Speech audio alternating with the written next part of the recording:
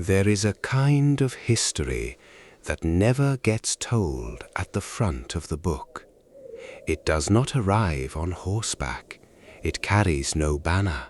It signs no treaty, leads no army, and leaves behind no monument carved in stone. It moves in silence, drifting through marketplaces and harbor towns, riding the breath of strangers, hiding in the fur of rats and the bodies of fleas.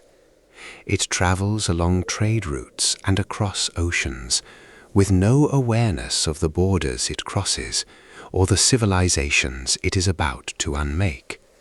And by the time anyone understands what is happening, it has already done most of its work. This is the history of plague, not the bright, dramatic history of conquest and coronation, but the slow, quiet, devastating history of disease, of the invisible things that altered the course of empires, shifted the balance of religions, ended golden ages, and reshaped the very bloodlines of the human family. These are the stories that do not get the statues or the dramatic reenactments or the lengthy chapters in school textbooks. They live instead in the margins, in the letters of frightened bishops, in the papyrus receipts of Egyptian farmers who stopped paying their taxes and were never replaced, in the hand-painted manuscripts of Aztec chroniclers who tried to draw what was happening to them because no words quite captured the scale. Tonight we are going to move through that history together, slowly, gently, the way all the best history should be explored, not with urgency, not with alarm, but with the calm wonder of someone turning the pages of a very old book beside a low fire. Each chapter we visit will be a world that most people have largely forgotten. These are not the plagues that filled your school textbooks. The Black Death will be mentioned here only in passing, as a cousin to stranger and older catastrophes. What we are really here for tonight are the others, the ones with names that barely survive in footnotes, the ones whose stories are just as dramatic, just as transformative, and somehow far more strange. We will walk the streets of ancient Athens as a golden civilization begins to falter. We will stand in the halls of the Roman Empire and watch the first cracks appear, not from the barbarians at the gates, but from something far smaller and far more patient. We will cross into a city in 16th century France where hundreds of people cannot stop dancing, and the dancers are dying from exhaustion. We will follow a phantom disease through Tudor England that killed within hours and then vanished from the earth entirely, never to be seen again, leaving no pathogen and no explanation behind it. We will sit beside indigenous chroniclers in Mexico as they tried to find words for something that had no name in any language they knew. We will watch Moscow burn from the inside out, turning its grief and its terror on its own archbishop. We will trace the invisible path of a pandemic that killed over 1 million people and is almost entirely forgotten today, because it happened to travel on the same railways as the Industrial Revolution, and in doing so left nothing dramatic enough for posterity to properly mourn. These are the forgotten plagues, and in their forgetting we have lost something important. Not just the names of the dead, but the understanding of how fragile the great structures of civilization have always been. Empires do not fall only to armies. They fall to fevers. Democracies do not end only in coups. They end in quarantine and silence, and the death of the people who held them together. Trade networks do not collapse only when merchants stop trusting each other. They collapse when there are no merchants left. But that is enough to begin with. Let the weight of the day settle away from your shoulders now. Let the thoughts that were pressing against the back of your mind grow softer and less insistent. There is nothing urgent here, nothing to decide, nothing to resolve. Only a long and quiet walk through time, past all the things that almost no one remembers anymore. Dim the lights a little more if you can. Let your breathing slow to something easy and natural. And let us begin at the very beginning, in one of the most beautiful cities the ancient world ever produced, in the year 430 before the Common Era, when the golden age of Athens was about to meet something it had no language to describe. Before we go on, if these slow journeys through forgotten history help you find rest at the end of your day, I would be so grateful if you would take just a moment to like this video and subscribe to the channel. We are called Heyo, Boring History for Sleep. And right now, my quiet little goal is to reach 1,000 subscribers. 1,000 people who find some peace here in the evenings. If you are one of them, please leave a comment below and tell me where in the world you are listening from and what time it is on your clock. Send a little sleepy hype our way if you have any left. Every like, every comment, every new subscription, it means more to this small channel than you can probably imagine. Now, back to Athens.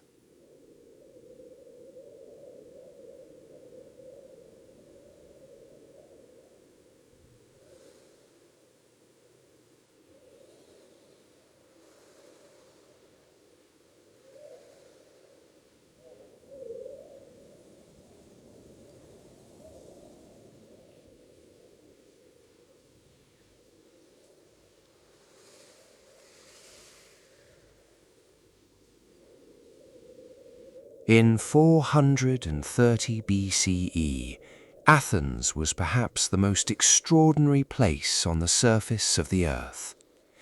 It was a city that had, within living memory, helped repel the greatest military force the ancient world had ever assembled. The Persian Wars, fought a generation earlier, had left Athens not just victorious, but transformed, infused with a sense of its own destiny, its own exceptional nature. The Athenians had built the Parthenon on the Acropolis, that blindingly white temple of perfect proportions that still partially stands today, facing the sky with the serene confidence of a civilization that believed it was doing something new in human history. They had given the world democracy, philosophy, theatre, and the foundations of Western science and medicine. Under the leadership of a man named Pericles, statesman, general, orator, and one of the most gifted political minds of the ancient world, Athens had become the cultural and intellectual heart of the Mediterranean. Its navy controlled the sea lanes, its treasury was full, its architects and sculptors and playwrights were producing work that would be discussed and studied and imitated for the next 2,500 years. And then the Spartans came. The Peloponnesian War, the long and grinding conflict between Athens and the Spartan-led Peloponnesian League, had just begun. Sparta was a land power, extraordinary in its military discipline, and its soldiers were marching through the Attic countryside, burning crops and villages, and systematically destroying the agricultural land that fed the city. Pericles, who understood with clear-eyed strategic intelligence that fighting the Spartans on open ground would be cataclysmic for the Athenian army, ordered the population of the surrounding countryside to abandon their farms and come inside the city walls. Bring your livestock, leave your homes, come inside. The city will protect you. It was a defensible strategy, in theory. Athens had its navy. Athens had its harbor at Piraeus and its long walls connecting the city to the sea. Athens could be supplied by ship, could outlast the Spartans on land, could wait them out while raiding by sea. The plan was sound. The mathematics worked, on paper. But no one had planned for what the overcrowding would do. The countryside population flooding into Athens brought with them something far more dangerous than any Spartan soldier. The spaces between the long walls, the temples, the public buildings, the narrow streets, all of them filled with people pressed against each other, sleeping in whatever shelter they could find, sharing water from the same cisterns, breathing the same dense, humid, midsummer air. What arrived in Athens in the summer of 430 BCE was a disease. The exact pathogen remains one of history's great unresolved medical mysteries. The historian Thucydides, who was himself infected and survived, which may be the luckiest accident in the history of literature, left a description of the illness so precise and so clinically detailed that scientists and medical historians have been arguing over his words for more than 2,000 years. Some have suggested typhus, others have proposed smallpox, measles, viral hemorrhagic fever similar to Ebola, or a now extinct form of some other organism. In 2006, DNA extracted from dental pulp in a mass burial in Athens dating to the right period showed evidence of Salmonella typhi, suggesting typhoid fever as a possibility, though the evidence has been disputed. The debate continues, and it may never be fully resolved, because the organism that killed Athens seems to have left no surviving descendants that modern medicine can identify and compare. But what Thucydides describes is a terrifying thing, regardless of its name.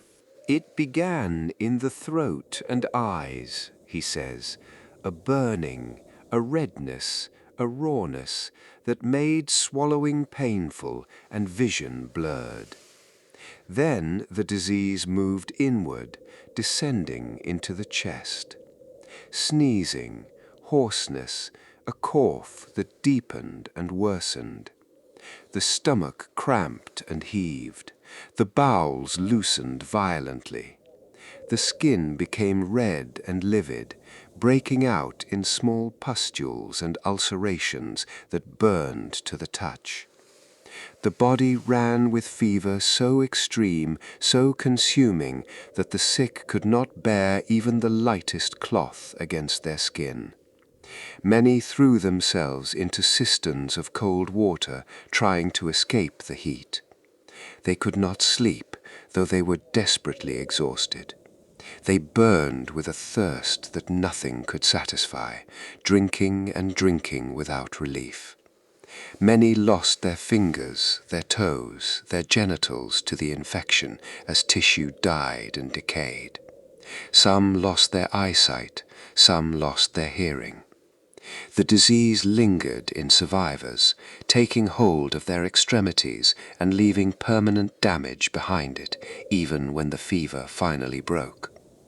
And it killed, quickly and without discrimination. Athens was already crowded. The Attic refugees had packed themselves into every available space. This kind of density was exactly what the disease needed to spread. It tore through the population with no regard for class or rank or age. The poor died in the streets. The wealthy died in their homes, surrounded by physicians who could do nothing. The physicians themselves, doing what physicians do, moving from patient to patient, trying to help, died at a higher rate than almost anyone else. That detail alone tells you something specific and grim about how the disease traveled from person to person. Pericles himself caught the plague. He had already been enormously diminished by the crisis. His political opponents had used the war's early frustrations to strip him of his generalship, and he had watched his two legitimate sons die of the disease. He recovered from a first infection, weakened. A second or third bout in 429 BCE killed him. He was about 65 years old. His death was arguably one of the most consequential single deaths caused by any epidemic in the history of the Western world. Without Pericles, Athens lost the measured, intelligent, consensual leadership that had guided it through decades of growth and transformation. The war against Sparta, which Pericles had been managing with careful strategic restraint, began to go wrong in new and more desperate ways. The Athenian army was devastated. Thousands of soldiers died not in battle, but in camp, felled by the disease while fully armed and theoretically ready for war. An Athenian naval expedition of several thousand men sent against Sparta's ally Epidaurus had to be recalled, not because of military defeat, but because the ships were full of the sick and dying, carrying the disease back to Athens to feed the next wave. What Thucydides noticed and recorded with the precision of a man who had watched his world be fundamentally changed was not just the physical devastation, but the social and moral collapse that followed it. The Athenians, he wrote, began to behave as though no law applied to them anymore. People who had always lived by careful moral codes abandoned them entirely. They saw their neighbors dying despite virtue. They saw their leaders dying despite power. They saw the priests dying despite prayer. They concluded, with what felt to them like hard evidence, that the gods were indifferent or absent, or perhaps had never been what the priests claimed. They reasoned that since no one could know whether they would be alive tomorrow, the careful long-term calculations of civic virtue were meaningless. Why save for the future when there might be no future? Why restrain yourself from pleasure when restraint offered no protection? Why respect your neighbor's property when your neighbor might be dead by morning? Funerary customs broke down completely. Bodies were thrown onto the funeral pyres of strangers because there was no time for proper rites. The ordinary restraints that held a sophisticated society together, property, respect for the dead, civic duty, honesty, the whole fabric of social trust, began to dissolve from the inside. Athens recovered after a fashion. The plague eventually subsided, returning briefly in 429 and again in 427 to 426 BCE before fading. But the city that emerged was not the same city. The leadership vacuum left by Pericles' death was filled by a succession of far less capable men, politicians who appealed to crowds rather than guiding them, who told the demos what it wanted to hear rather than what it needed to know. The war against Sparta dragged on for another 25 years, ending in total Athenian defeat in 404 BCE. The Golden Age, the extraordinary half-century of Periclean Athens that had produced the Parthenon and the tragedies and the philosophical tradition, was effectively over.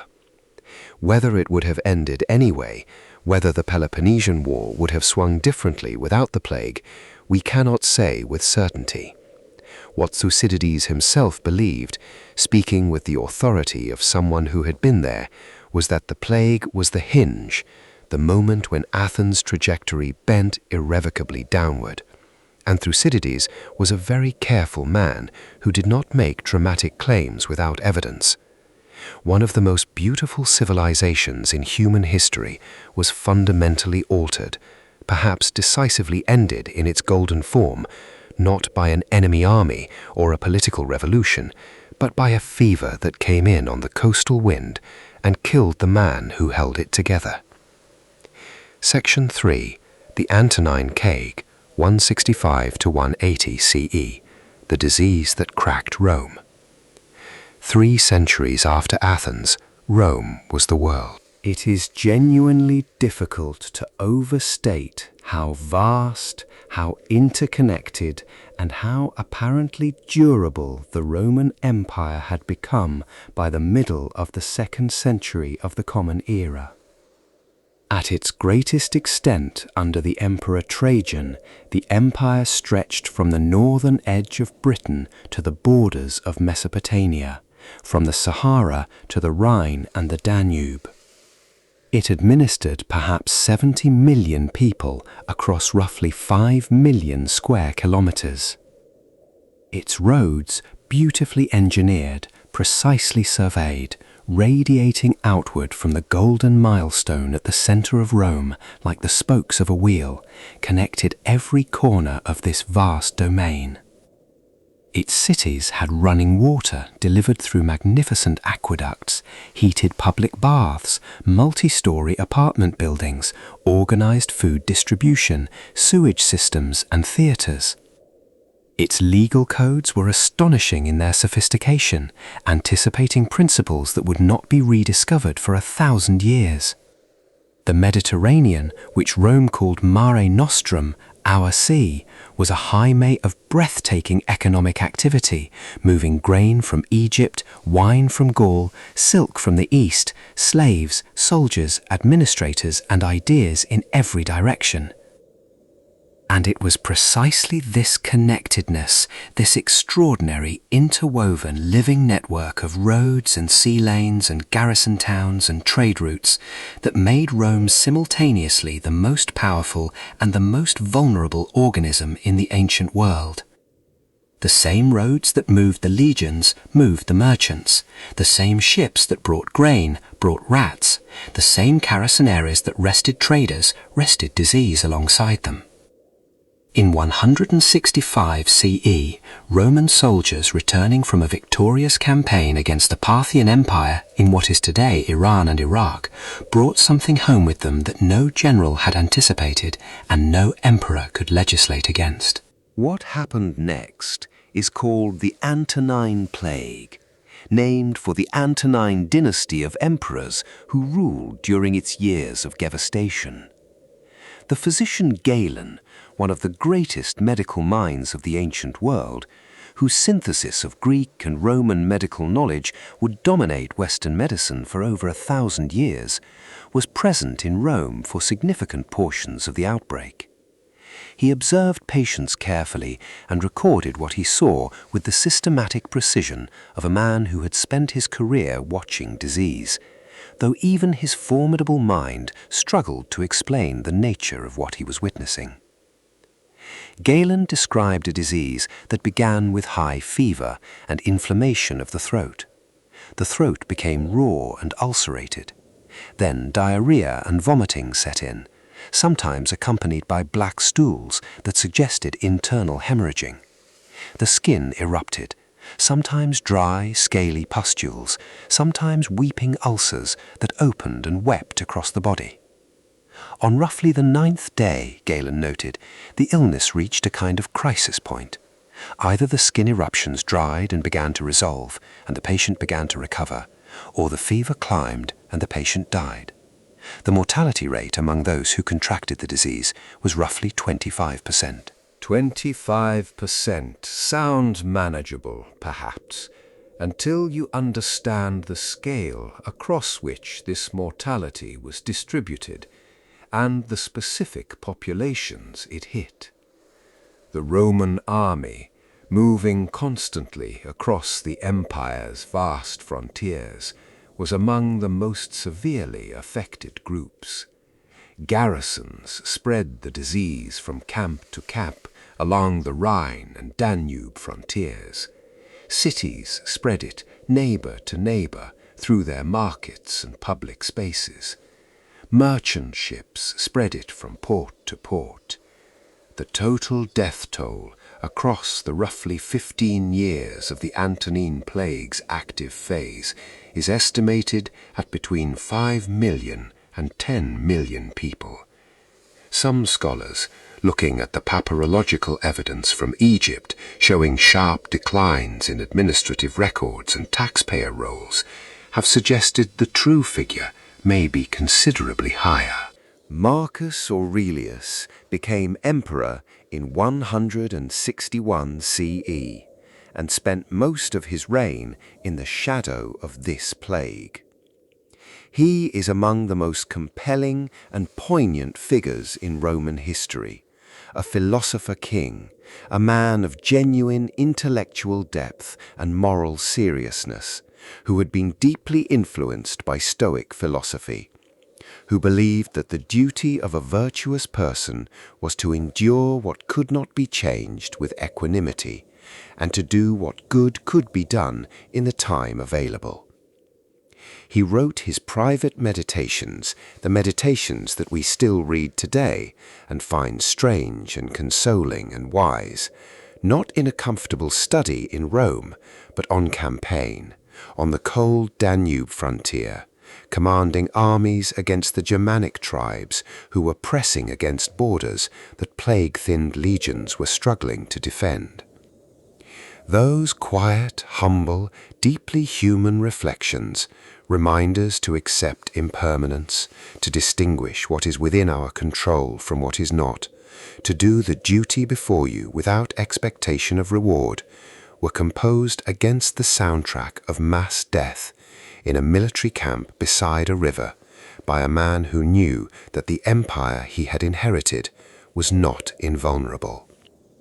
Marcus Aurelius died in 180 CE, possibly of the plague itself, possibly of another illness. His death ended what the 18th century historian Edward Gibbon would famously call the period in which the condition of the human race was most happy and prosperous. Whether that is too grand a claim, it captures something true about how the Roman world experienced the transition. What followed was a long accumulation of troubles. The economic disruption caused by the plague fed inflation, which fed political instability. The weakened legions invited increasingly bold incursions from peoples the empire had previously held comfortably at arm's length. Marcus Aurelius had been forced, during his reign, to do something unprecedented: enroll large numbers of Germanic barbarians into the Roman legions as replacements for the Roman soldiers who had died of plague. These new recruits were capable fighters, but their relationship to Rome was different in character, more transactional, less rooted in Roman civic identity, more contingent on payment and leadership. The cultural cement that held the legions together as an expression of Roman civilization had been thinned.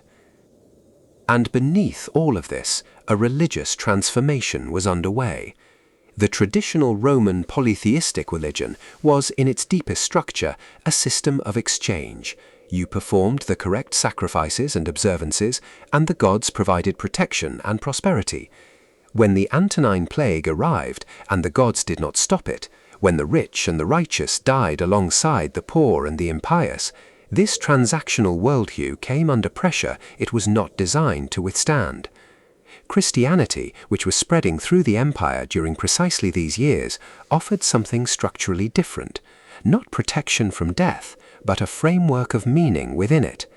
The Christian communities of the 2nd century were known for caring for their sick, even at risk to themselves, which built an extraordinary reputation for both courage and genuine compassion. Plague did not create Christianity, but the Antonine Plague created conditions in which Christianity could grow. The Antonine Plague did not kill Rome. Nothing kills an empire with a single blow, but it weakened it in ways that compounded over the following century, like hairline fractures in a stone wall that slowly widen until one winter the wall falls. Section 4. The Plague of Cyprian, 249 to 262 CE, the apocalypse that wasn't quite. Rome barely had time to breathe. Less than 70 years after the Antonine Plague began to fade from living memory, something new arrived. Something that was, if anything, even more frightening in its violence and even more mysterious in its nature. The Romans of the 3rd century CE were already living through what historians now call the crisis of the 3rd century, a period of extraordinary political instability, in which the empire cycled through more than 20 emperors in 50 years, many of them military commanders, acclaimed by their own troops and then assassinated when they ceased to be useful or convenient. The frontier wars were intensifying, the economy was under strain from the constant cost of military campaigns and the disruption caused by the earlier Antonine Plague. The social fabric was stretched thin in ways that were becoming visible. And then, around 249 CE, a disease erupted in Ethiopia and began its journey northward and westward through the empire.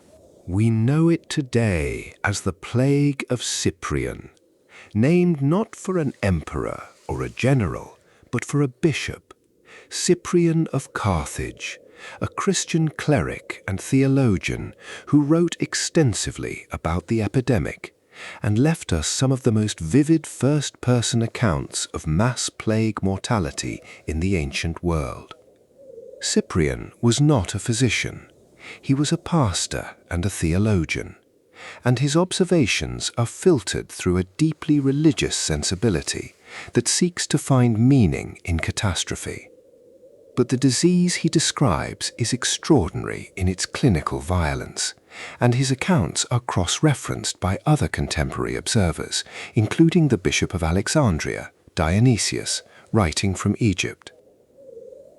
Cyprian described a disease that began in the bowels, severe cramping, diarrhea, vomiting that did not stop.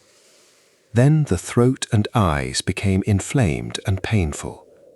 The limbs and extremities developed a progressive gangrene. For some patients, the disease resolved, leaving behind weakness and lasting damage, but the gift of continued life. For others, it progressed with terrible and relentless speed. Eyes became inflamed and suppurating, weeping blood and pus. Feet and hands turned black and necrotic and had to be amputated. Hemorrhagic bleeding occurred from multiple sites. The fever climbed toward delirium. Some patients died within days of first symptoms. Modern researchers who have studied the plague of Cyprian's symptom profile with the tools of contemporary infectious disease medicine have noted that it bears a disturbing resemblance to viral hemorrhagic fever, possibly something in the filovirus family, which includes both Ebola and Marburg.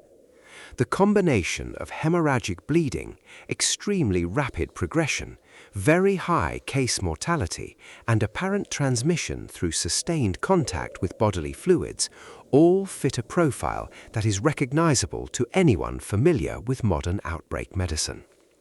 This identification is deeply speculative.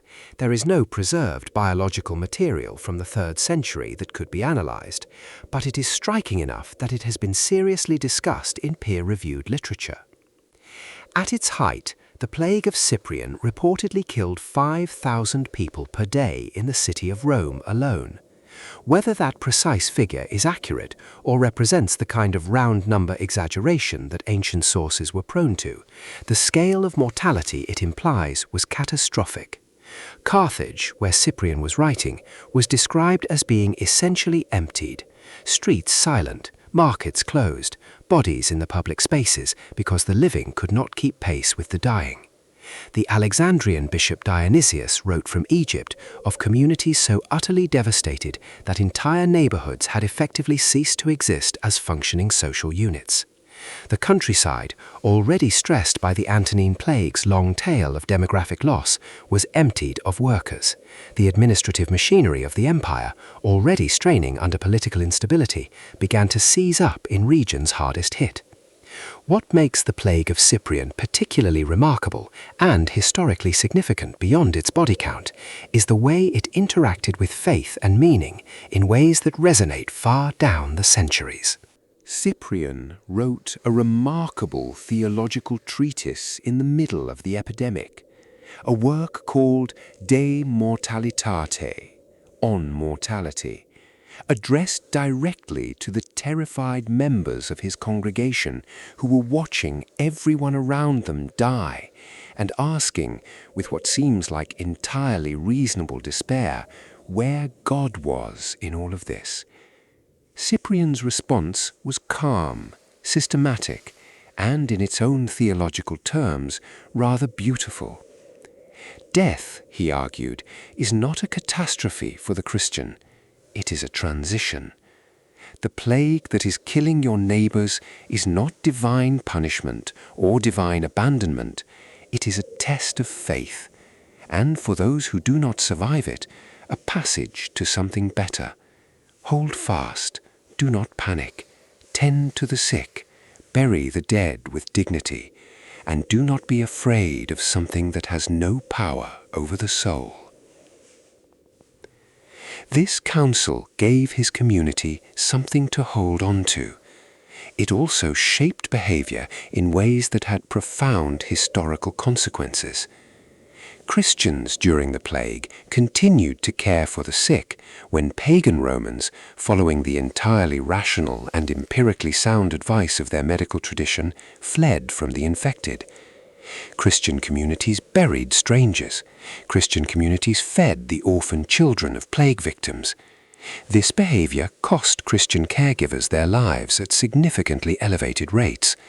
It also earned the movement a reputation for extraordinary courage and compassion that spread through the empire at the same time as the plague, reaching people in villages and cities across the Mediterranean who had perhaps never encountered a Christian before. When you are watching the world fall apart around you, and you see a group of people who are not running away, you notice. When the frameworks that used to provide structure and meaning are failing, and there is another framework nearby that seems to give people the courage to face the worst without flinching, you pay attention. The plague of Cyprian may have killed somewhere between 15 and 30 million people. It may also have accelerated the growth of Christianity more than any other single event until Constantine's conversion. Cyprian himself was executed in 258 CE under the Emperor Valerian's persecution of the Christian Church. He did not die of his plague. He died under the sword, a martyr. His community buried him and remembered him as a man who had looked directly into the face of mass death and responded not with despair and not with flight, but with steady, almost inexplicable, practical courage.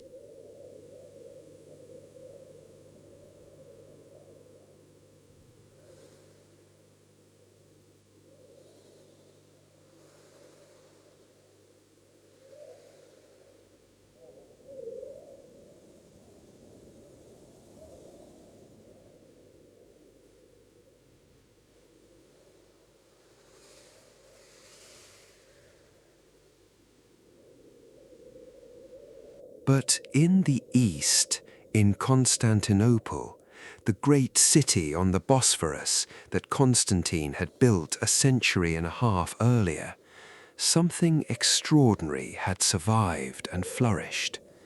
The Eastern Roman Empire, which we call Byzantine, had continued to function with genuine sophistication.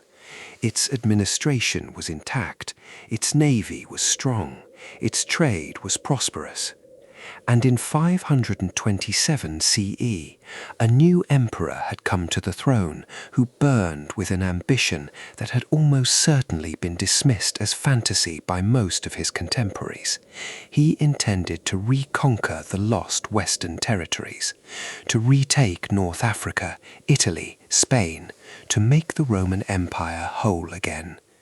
His name was Justinian, and for a decade and a half, with a general of extraordinary brilliance named Belisarius leading his armies, it seemed like the ambition might not be fantasy after all. North Africa fell quickly, the Vandal kingdom was destroyed.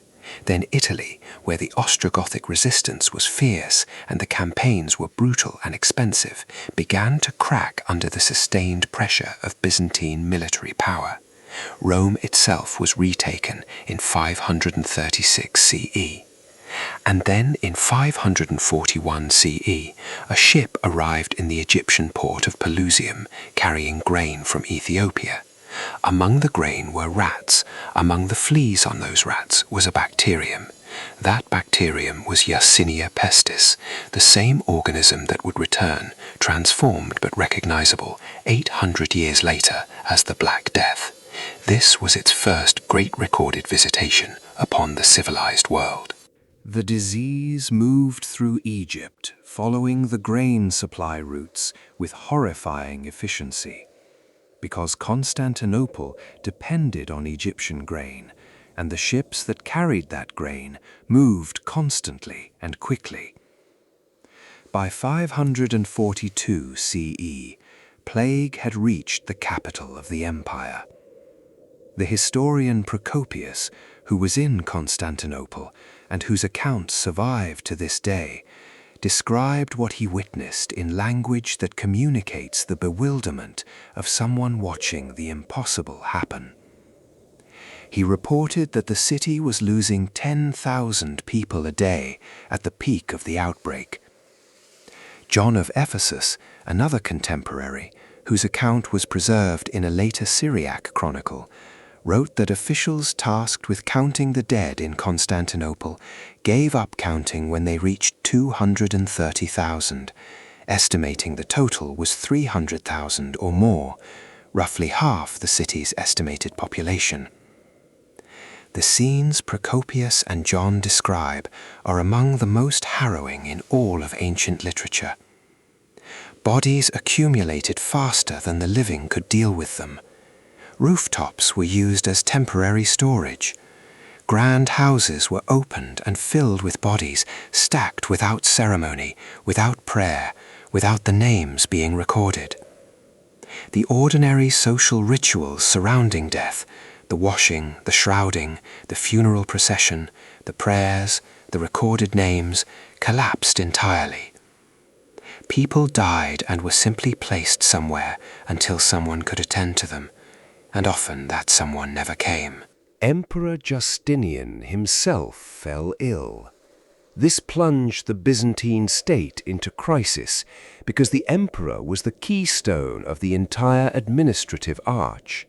Everything flowed from and through him, and his illness created a vacuum into which political uncertainty immediately rushed. Justinian recovered, which was itself remarkable enough to be noted by multiple contemporaries as something close to miraculous. But the empire he returned to was not the empire he had temporarily vacated. The symptoms described by Procopius and other observers are unmistakably those of bubonic plague: sudden high fever, and then the appearance of swellings, buboes, in the groin, the armpits, and behind the ears. The swellings grew to enormous size, sometimes suppurating and bursting, sometimes slowly receding as the patient recovered. Some patients fell into deep comas. Others experienced violent hallucinations, seeing visions in their delirium that terrified them. The mortality rate among those infected was probably between 30 and 60%. There was no effective treatment. There was no understanding of what was causing it. Modern genetic analysis of skeletal remains from 6th century mass burial sites across Europe, Bavaria, France, Britain, Spain, has confirmed definitively through ancient DNA extraction that the plague of Justinian was caused by Yersinia pestis. The evidence shows that the plague spread far beyond the Mediterranean world, reaching deep into what is now Germany, England, and France. At least 15 to 18 distinct waves of plague followed the initial Justinian outbreak over the next 200 years, returning and receding across the European and Mediterranean world in a long series of devastating pulses.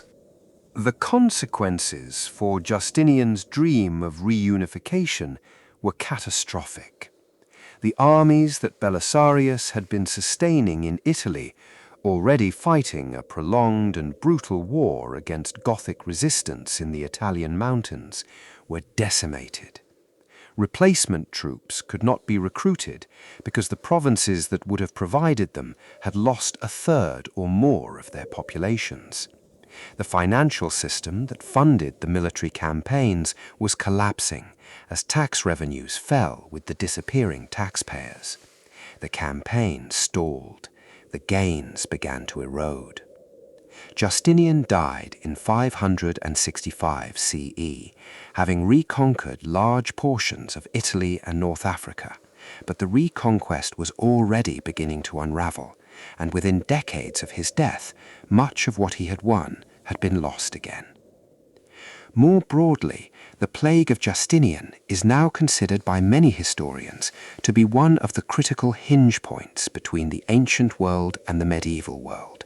Not a single cause, but a heavy and decisive weight on one side of a balance that was already tipping. The demographic collapse weakened urban centers, disrupted trade, broke agricultural labor supply, and shifted economic and political gravity away from the old Roman Mediterranean world and toward the new powers that would define medieval history. The Islamic caliphates expanding from the Arabian Peninsula in the 7th century into provinces weakened and partially depopulated by decades of plague, and the northern European kingdoms that were slowly consolidating in a world that Rome no longer dominated. The ancient world did not end with a single dramatic event. It ended with an accumulation of pressures, fractures, and collapses extending across centuries. But the plague of Justinian was among the heaviest and most sudden of those pressures. The last emperor who tried to put Rome back together was undone in significant part by something he had no power to fight and no means to understand. Section 6. The Dancing Plague of 1518, when an entire town could not stop.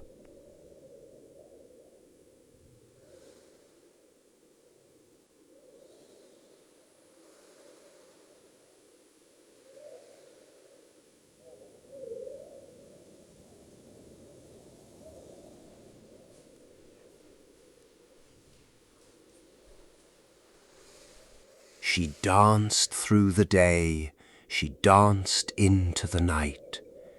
Witnesses reported that she appeared to have no voluntary control over her movements, that she danced without music, without rhythm, without apparent enjoyment, sometimes weeping, sometimes silent, sometimes crying out in what seemed to be distress. Her feet became bloody and swollen. Her legs shook with what was clearly severe muscular exhaustion. And still she danced. By the end of the first week, a handful of other people in the neighborhood had joined her, also without music, also without apparent volition, also with the unmistakable appearance of people in the grip of something they could not explain, could not stop, and did not want. Within a month, by most contemporary accounts, somewhere between 400 and 500 people in and around Strasbourg were caught in the same involuntary, agonizing, unceasing movement. They danced through the long summer days and into the nights. Some of them collapsed from exhaustion and lay still for a time before the movement began again. Some of them suffered heart failure. Some died from stroke or hypothermia, the body literally overheating from continuous exertion in the summer heat. The historical accounts of this episode come from enough independent sources, civic records, a chronicle by the physician Paracelsus, letters and reports from the period, to establish beyond reasonable doubt that something genuinely extraordinary happened in Strasbourg in the summer of 1518, even if the precise details remain uncertain. The civic authorities of Strasbourg, confronted with this extraordinary outbreak and uncertain of its cause, did something that in retrospect seems almost surreally counterproductive. They decided that the dancing sickness could be cured by more dancing. Professional musicians were hired and paid to play. A guild hall was opened specifically for the dancers to perform in. A stage was constructed in the public marketplace. Physicians had reportedly advised that the compulsion to dance needed to be worked through the body rather than suppressed. The authorities took this advice and ran with it, further amplifying a public spectacle that was already killing people. It did not help. The dancing continued. More people joined. By late August and September, the emergency had deepened enough that the authorities changed course entirely. The dancers were transported to a mountaintop shrine dedicated to Saint Vitus, who was, not coincidentally, the patron saint of those afflicted with involuntary movements, and who had a long association with the particular kind of uncontrollable motion that was now expressing itself so dramatically in the streets below. There, at the shrine, the dancing gradually and apparently ceased. The dancers recovered. The dancing plague of 1518 is now the most extensively documented episode of what historians and psychologists call a dancing mania, a phenomenon that had been periodically recorded across medieval Europe for the previous 2 centuries, including a notable episode in 1374 along the Rhine. And the modern explanation for it has become more rather than less fascinating as medicine and psychology have developed better tools. The most widely accepted explanation in contemporary academic literature is mass psychogenic illness, sometimes called mass hysteria, though that term is considered outdated and inaccurate by most specialists today. Mass psychogenic illness is a real, well-documented, and far better understood phenomenon than it once was. Under conditions of extreme collective stress, fear, or trauma, groups of people can develop genuine physical symptoms, not imagined, not faked, but real and measurable physiological responses that spread through a community through a mechanism that resembles social contagion. The symptoms are genuine, the suffering is genuine, the cause is psychological and social rather than biological.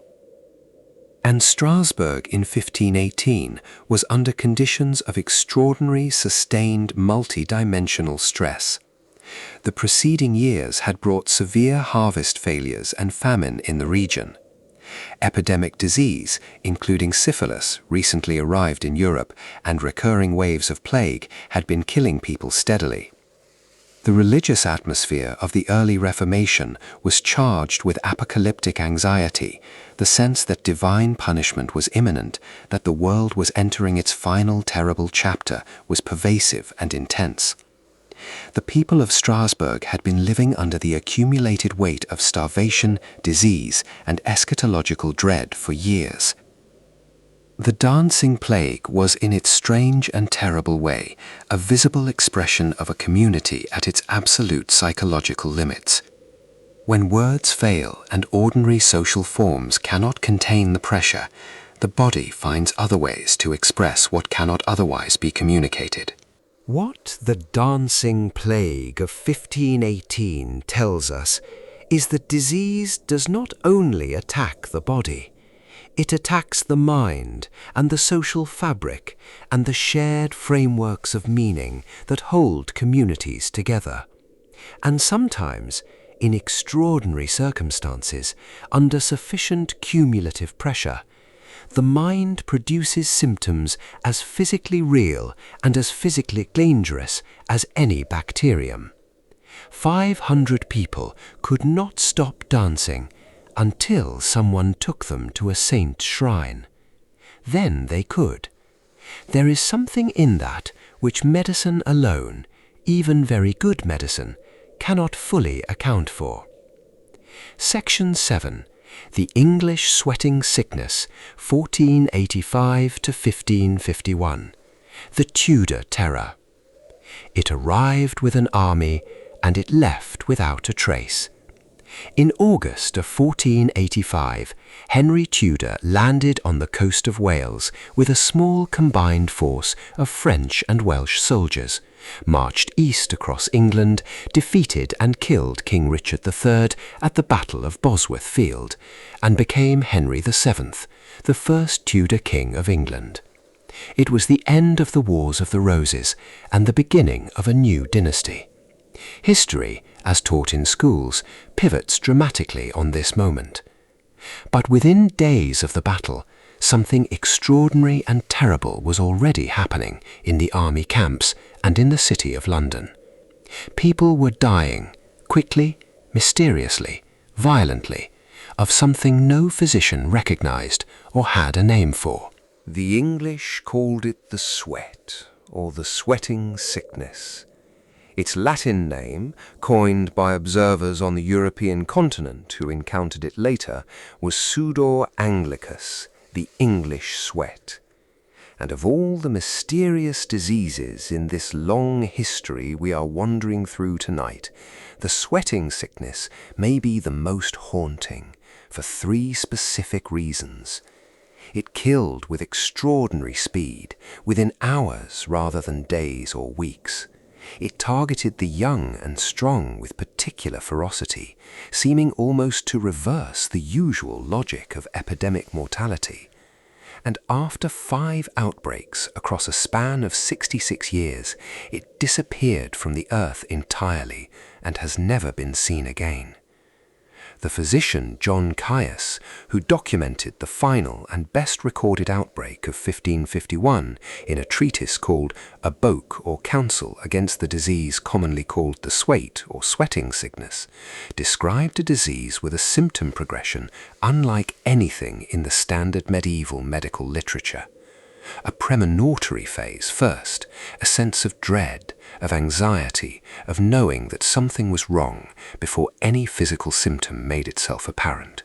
Then the first physical wave, violent chills, severe headache, intense giddiness, and pains in the neck, shoulders, and limbs so acute as to prevent movement. This phase lasted a few hours at most, and then the sweating began. Profuse, uncontrollable sweating. Not the ordinary sweat of fever, but something far more extreme, soaking through layers of bedding and clothing, accompanied by high fever, racing and irregular heart palpitations, extreme difficulty breathing, and a delirium that came and went. The skin flushed deeply, the pulse ran erratically. An overwhelming, irresistible desire to sleep came over the patient, and this desire to sleep was recognized by physicians and caregivers as one of the most dangerous signs. Those who fell asleep during the sweating phase frequently died in their sleep and could not be woken. Keeping the patient awake was considered essential, though witnesses described the effort required to do so as heartbreaking. From first symptom to death or to recovery, 8 to 24 hours. There was essentially no middle ground and no extended period of illness. You recovered or you died within a single day. What made the disease so specifically terrifying to Tudor England was its apparent disregard for the social logic of epidemic disease. Famine, poverty, malnutrition, unsanitary living conditions, these were the standard explanations for why epidemics killed. And the disease that followed those explanations were comprehensible in a dark way. The poor died because they were poor and weak. But the sweating sickness did not follow this logic. It seemed, if anything, to prefer the healthy and well-nourished. Young adult men in good physical condition were among the most vulnerable. Wealthy merchants, well-fed guildsmen, even members of the nobility fell to it with alarming frequency, while some among the poor and elderly survived. The comfortable theological framework that linked suffering to sin and weakness to divine disfavor was, in the case of the English sweat, spectacularly unhelpful. There were 5 major outbreaks: 1485, 1508, 1517, 1528, and 1551. These irregular intervals, 23 years, 9 years, 11 years, 23 years, are too inconsistent to suggest simple human-to-human transmission as the primary driver. Something environmental, something ecological, seems to have been involved in triggering or enabling each wave. The 1528 outbreak was the most geographically widespread. From England, the disease spread to the continent, appearing in Hamburg, killing thousands in northern Germany and the Netherlands, reaching Denmark and Sweden, and reported as far east as Russia and Poland. European observers noted it carefully as a foreign affliction, the English disease, spreading beyond its usual shores. Then it retreated. Then it returned once more in England in 1551, and then it was gone.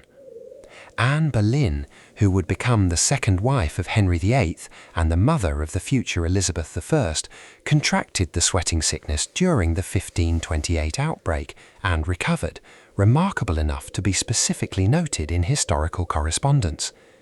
Henry VIII, who was famously and chronically terrified of disease in general, and who had particular reason to fear the sweat in a court where it struck without warning, reportedly moved his household multiple times during the 1528 epidemic, trying to stay ahead of its invisible advance. After 1551, nothing. No further outbreaks, no identified pathogen, no preserved biological material from which genetic analysis could be conducted.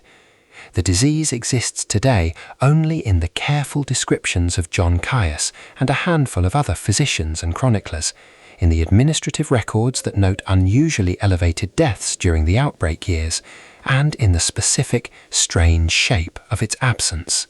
The leading modern hypothesis for the causative agent of the English sweating sickness is hantavirus infection, a family of viruses carried primarily by rodents, several of which are capable of causing rapid onset cardiopulmonary syndrome with the particular and specific features of swift onset, profuse sweating, cardiovascular involvement, and high fatality in healthy adults.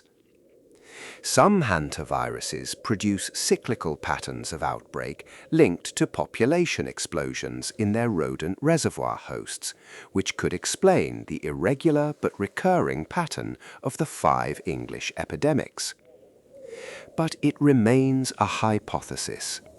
The English sweating sickness arrived in the same year that the Tudor dynasty began, accompanied 3 generations of Tudor monarchs through the most dramatic decades in English religious and political history, and then silently ceased, leaving behind no biological trace and no certain explanation. It is the only major epidemic disease in recorded human history that appears to have simply gone extinct, not suppressed by medicine, not eradicated by vaccination, but departed from the earth as completely and as mysteriously as it arrived. Section 8. The Kochalitzli Epidemic, 1545 to 1550. The plague that nearly erased a people. Let the sounds of Tudor England settle gently behind you. We are crossing the Atlantic now, 2 generations further into the 16th century, into a different continent and a different kind of catastrophe. One that is arguably the most destructive epidemic in the recorded history of the Americas, and one that occupies almost no space in the popular imagination of the Western world. By 1545, the Aztec world had already been broken in ways that strain the capacity for description. Hernán Cortés had landed on the coast of Mexico in 1519. By 1521, the great city of Tenochtitlan, built on an island in a lake, larger than any European city of its era, home to perhaps 200,000 people, a place of extraordinary engineering, agriculture, art, astronomy, and political complexity that had developed entirely independently of the Old World, had been besieged into starvation, reduced to rubble, and conquered. The Aztec Emperor Cuauhtémoc had been captured, tortured in an attempt to find hidden gold, and eventually executed. The Triple Alliance that had dominated central Mexico for over a century was finished. And the diseases that came with the Spanish, primarily smallpox, but also measles, typhus, and other Old World pathogens, had moved faster than the soldiers, killing millions of indigenous people who had no prior exposure and therefore no immune memory. The smallpox epidemic of 1520, spreading through the populations of central Mexico ahead of the Spanish advance, may have killed a third of the remaining Aztec population before the final siege of Tenochtitlan was even complete. Entire communities, entire administrative structures, entire cultural lineages were erased. The population of central Mexico in 1519 was perhaps 15 to 25 million people. By 1545, it had already been reduced by a staggering proportion through the combined effects of conquest, forced labor, displacement, starvation, and successive epidemic waves. And then Kochalitzli came. The Aztec people called it Kochalitzli, a Nahuatl word that translates approximately as pestilence or a devouring sickness. Contemporary Spanish observers, who had by this point seen smallpox, measles, typhus, and numerous other diseases move through the indigenous population, were emphatic in distinguishing this new illness from anything they had previously encountered. This was something different. It did not produce the characteristic pustules of smallpox. It was not the measles rash. It was not the fever and rash pattern of typhus. What it produced was this: high fever, extreme and rapidly escalating, far beyond the fevers associated with the diseases the Spanish recognized. Then bleeding. Blood from the nose in quantities that witnesses found almost impossible to believe. Blood from the mouth, blood from the eyes. Some victims bled from the ears. The tongue turned black. The skin yellowed as jaundice spread across the face and body. The abdomen became distended and painful. And in severe cases, which was most cases, the patient died within days of first symptoms, in a state of profound physical devastation. Indigenous drawings in Aztec codices from this period show prostrate figures with streams of blood flowing from their faces, their eyes closed, their bodies showing the unmistakable posture of death. The artists were documenting an extinction event in real time. From 1545 to approximately 1550, somewhere between 5 million and 15 million people died. The uncertainty of this range reflects the extraordinary difficulty of reconstructing population figures from a society whose administrative infrastructure had been severely damaged by conquest, and whose records were being kept by two different groups, colonial Spanish administrators and surviving indigenous chroniclers, using incompatible systems and working under incompatible pressures. What the sources agree on is the scale of the catastrophe. Central and southern Mexico lost between half and 80% of its surviving indigenous population in this single epidemic. To try to hold that number in the mind for a moment, 5 to 15 million people dead within 5 years of a single outbreak, in a population already devastated by 2.5 decades of conquest and prior epidemic.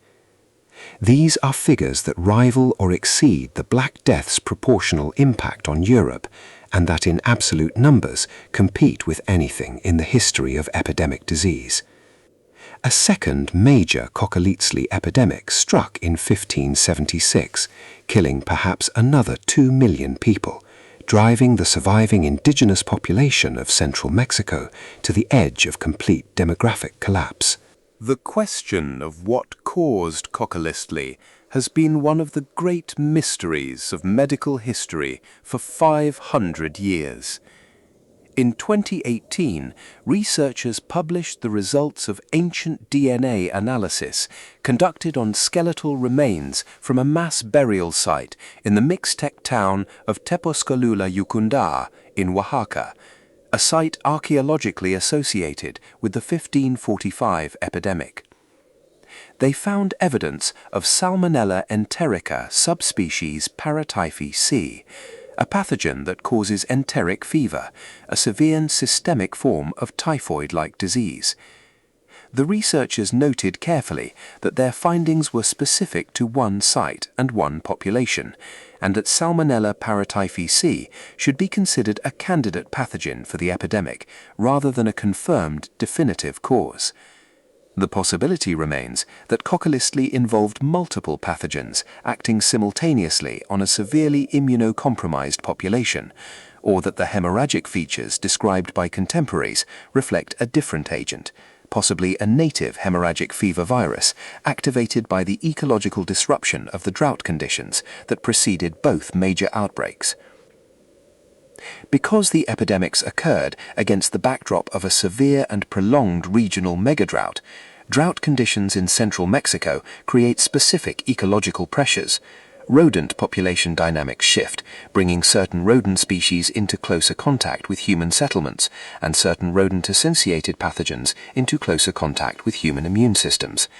This may have been the environmental trigger that activated whatever was responsible for Kokoliztli's particular ferocity during both the 1545 and the 1576 outbreaks. The colonial response to the epidemic was characterized by a failure of understanding so profound it constitutes its own kind of tragedy alongside the biological one. Spanish colonial officials, priests, and physicians consistently attributed the mass death to failures of indigenous bodies or indigenous souls, rather than to the actual causes. A population already devastated by conquest, living in forced labor conditions, malnourished, displaced, traumatized, and immunologically depleted, confronting a new infectious challenge with essentially no capacity for recovery. The dead were counted as evidence of divine will rather than as casualties of a preventable catastrophe. The combined demographic impact of the conquest-era epidemics, smallpox, measles, typhus, and Kokoliztli, reduced the indigenous population of central Mexico from somewhere between 15 and 25 million people in 1519 to perhaps 1.5 to 2 million people by 1620.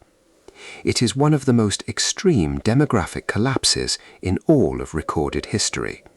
and the Kokolistli epidemic was, within that collapse, the single most catastrophic event. Section 9. The Great Plague of Marseille, 1720 to 1722. Europe's last Great Plague. Cross back to Europe now, 2 centuries later, into the beginning of the 18th century. The world is changing again. The Enlightenment is underway. Reason and observation are beginning to replace tradition and superstition in the minds of educated Europeans, at least in principle. Trade is flourishing. Cities are growing. The terrible medieval pattern of recurring plague waves had receded from Western France and England and the Low Countries, though it continued to devastate Eastern Europe and the Ottoman Empire periodically. By 1720, Western Europe had not seen a major bubonic plague outbreak in decades, and there was a cautious and growing sense that the plague era was perhaps ending. In May of 1720, a merchant vessel called the Grand Saint-Antoine arrived at the port of Marseille after a voyage from the eastern Mediterranean that had included stops at several Levantine ports. Several people on the ship had died during the voyage under suspicious circumstances. The health authorities of Marseille, aware of the ongoing plague presence in the Ottoman Empire, and with procedures specifically designed to prevent its importation, ordered the vessel quarantined in the harbor. This was the correct response. The procedures existed precisely for this situation. But the Grand Saint-Antoine was carrying a valuable cargo of silks, cotton goods, and other luxury merchandise, and her owner was a politically connected merchant with influence at the city's Chamber of Commerce. The quarantine was applied inconsistently.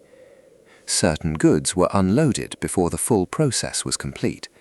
Sailors moved more freely than they should have, and within weeks people were dying in Marseille in ways that physicians who had read their medical history immediately recognized. The plague spread through Marseille with a speed that reflected both the city's extraordinary commercial density and the complete inadequacy of 17th century medicine to stop it. Marseille was one of the most important ports in the Mediterranean, crowded with sailors and merchants and workers from a dozen different countries, its streets narrow and its sanitation rudimentary by any modern standard. By August, hundreds were dying each day. By October, the daily death toll ran into the thousands. Contemporary accounts of Marseille in the autumn and winter of 1720 are among the most vivid and disturbing in the entire literature of European epidemic. The streets were lined with the dead and dying. Grave diggers could not keep pace with the bodies. Prisons were opened and condemned criminals were offered pardons in exchange for working as corpse handlers, carrying the dead to mass graves dug outside the city walls, a job that was essentially a death sentence because the corpse handlers died at extreme rates from the disease they were handling. Physicians walked through the dying streets in the leather coats and beaked masks that had become the universal symbol of plague medicine. The herbs stuffed into the beak of the mask were supposed to purify the air the physician breathed, a practice rooted in miasma theory rather than any accurate understanding of transmission, and correspondingly useless against the flea-borne bacterium. Many of the physicians died. The Bishop of Marseille, Henri de Belsunce, became famous across Europe for his choice to remain in the city and minister to the dying rather than flee, a decision that his contemporaries recognized and celebrated as exceptional courage. To stop the plague from spreading beyond Marseille into the rest of France, the regional authorities ordered the construction of what became known as the Mur de la Peste, the plague wall. Built quickly in the countryside north of the city, it was a stone and mortar barrier running for several kilometers through the landscape. with armed guards stationed along its length, with explicit orders to shoot anyone who attempted to cross from the infected zone into the uninfected countryside. The wall was brutal. It was also partially effective. The plague spread into the French interior was significantly limited, though it reached nearby cities, including Aix-en-Provence and Toulon, before being contained. By 1722, the epidemic was burning out. Marseille had lost approximately 50,000 of its roughly 90,000 inhabitants, more than half the city. Surrounding Provence had lost another 50,000. The total death toll was approximately 100,000 people.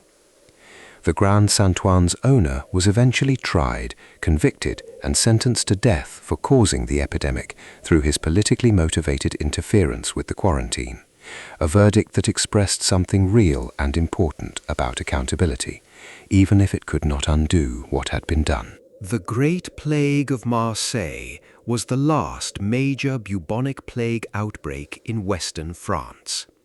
In its aftermath, governments across Europe engaged in serious, systematic thinking about public health infrastructure. The quarantine procedures were tightened. The lazaretto system, island isolation facilities where ships and their passengers were held for observation, was expanded and improved. International diplomatic conversations began about coordinating responses to epidemic threats across national borders. The plague wall of Marseille, crumbling slowly in the fields north of the city, became a physical monument to the moment when Western Europe began building the public health systems that would eventually, through the combined contribution of many such catastrophes, become the foundations of modern epidemiology. Section 10. The Moscow Plague of 1771, when a city burned itself down. There is something about plague that brings out both the very best and the very worst in human societies, sometimes in the same event. We have already seen both: the Christian caregivers who stayed in Cyprian's Carthage, the officials who breached the quarantine in Marseille. Now we visit a story that contains both at once, in a single terrible autumn in one of the great cities of Europe. In 1770, the Russo-Ottoman War was actively underway, and Russian soldiers returning from campaigns in Ottoman territories brought disease back with them in their blood and their supplies and their bodies. By the spring of 1771, Moscow, a city of perhaps 250,000 people, one of the most important commercial and religious centers of the Russian Empire, was experiencing the early stages of a bubonic plague outbreak that would, over the course of that single year, kill somewhere between 50,000 and 100,000 of its inhabitants. The Russian government's initial response was inadequate. Catherine the Great, presiding over an empire engaged in a major war and several significant domestic reform programs simultaneously, was not fully informed of Moscow's crisis until it had already become severe. Local officials were overwhelmed and poorly coordinated. The textile factories of Moscow, where workers lived and labored together in conditions of close contact and minimal ventilation, became catastrophic hotspots. Dying workers infecting colleagues, who infecting neighbors, who spread disease through entire neighborhoods.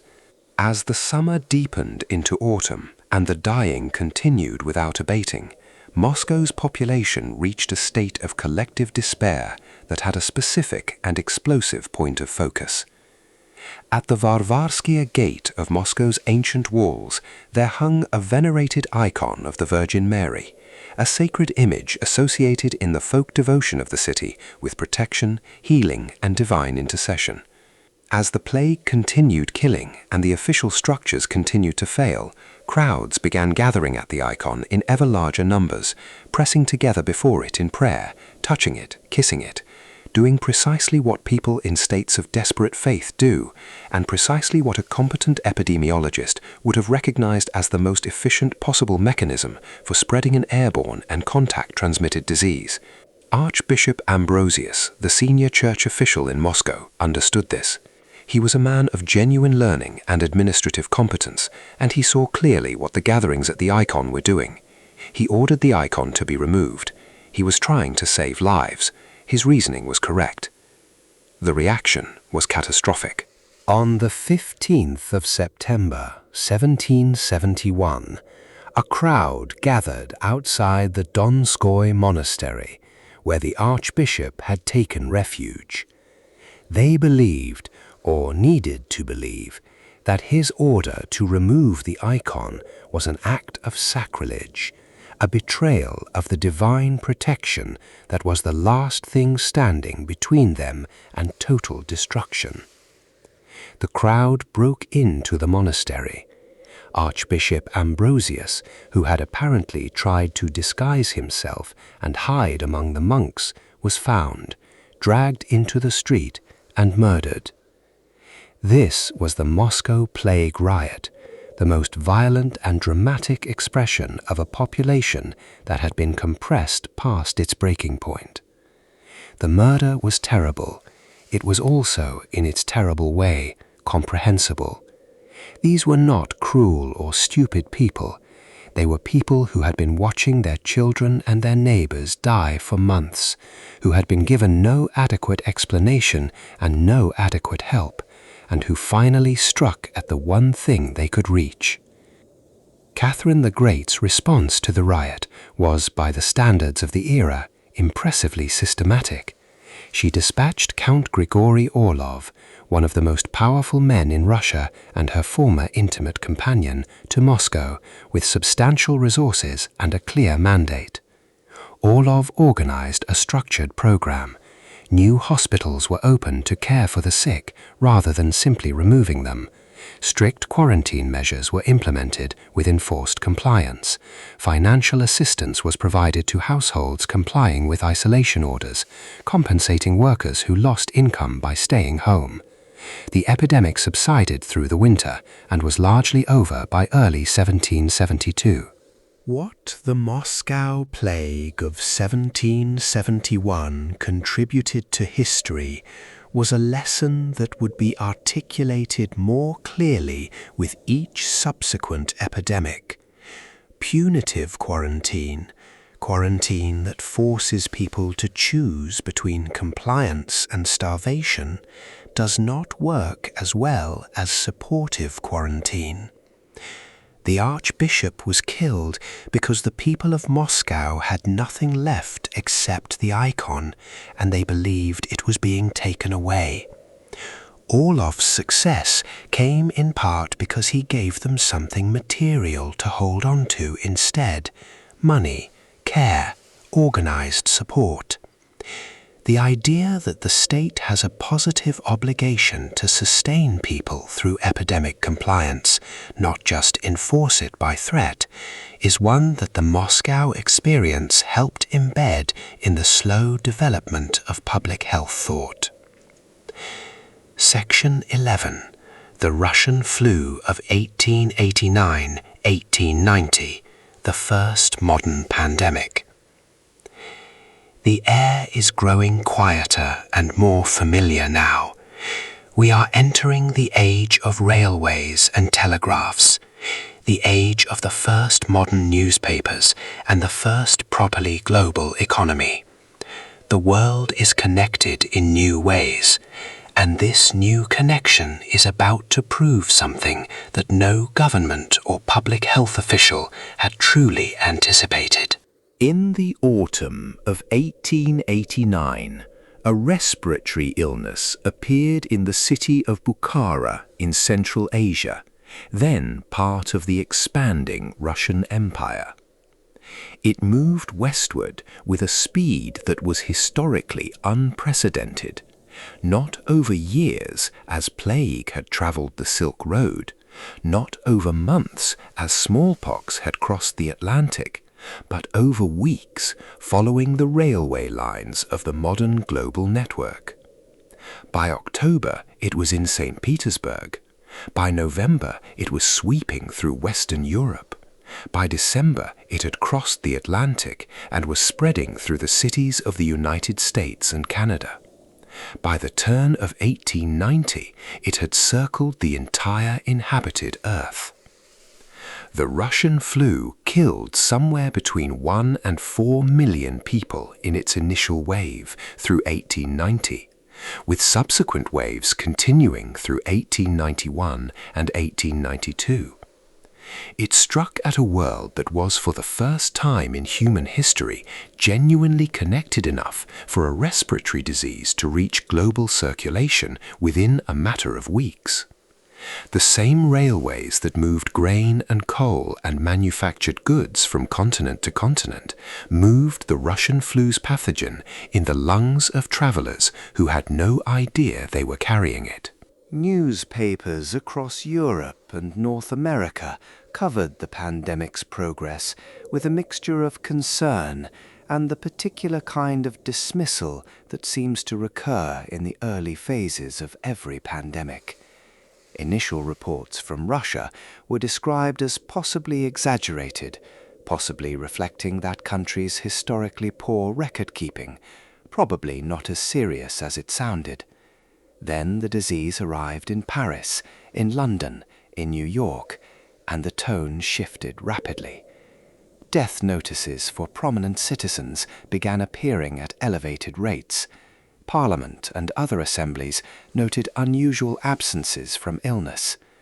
Kaiser Friedrich III of Germany had already died in 1888, 99 days into his reign, of cancer, a man whose moderate liberal politics had contrasted sharply with his son Wilhelm II's aggressive nationalism. The Russian flu's second wave in 1891 killed a number of other notable figures across Europe, subtly adjusting the staffing of the continent's leadership at what would prove to be a historically significant moment.